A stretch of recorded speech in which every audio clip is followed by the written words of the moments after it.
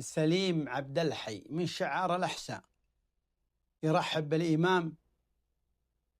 عبد الرحمن الفيصل.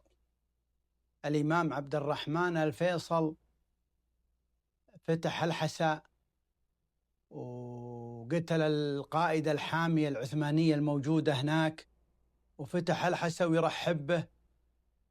شاعر من أشهر شعراء زمانه في الحساء اللي هو سليم عبد الحي، واستقبل الإمام عبد الرحمن الفيصل استقبال الفاتح وتحرير الحساء من العثمانيين. فيقول الشاعر سليم عبد الحي بالإمام عبد الرحمن الفيصل: للشيخ نهدي جزيل السلام عد ما هلهته في الغمام، أو بطاحا زجر الرعود أو ناض برق بجنح الظلام،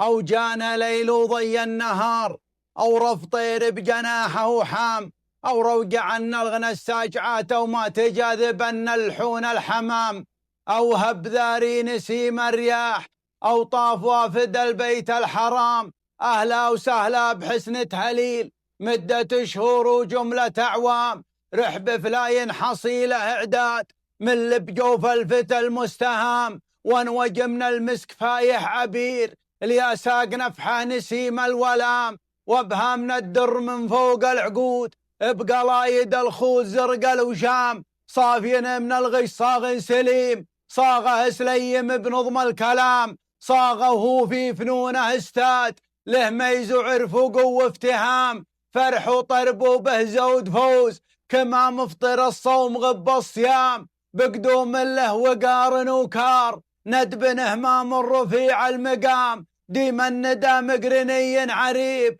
منصر فيصل سليل الكرام، من محتدى فرع دوحات جود للجود هامة وذروة سنام، شيخ النفل بالعطا كل شيخ وعي الكياتم مداد الأقلام، وهاب شعذ النضا والجياد ومنفد خزاين كنوز الحطام، وللضيف ريف الياهب هيف خلي الوهد من وجود الطعام، صخي كف جزيل النوال اللي غلت أيدي البخال اللئام، وحمام الحيل والهروف والكوم وجل النياق الجسام، نادي فيه للناس اجتماع كسوق بيع يلم الأنام، أو كعد وجم غفير والورد حولك ورد الحيام، بذا النيل وسرد الخيل الياسك بعجاج الستام، طعان جوف وقاطع وتين بسنان ذا القلقنا والحسام، ورث السلاطين وابن الملوك أسد الشريع جدع الهام، أشبال وادي حنيفة ونور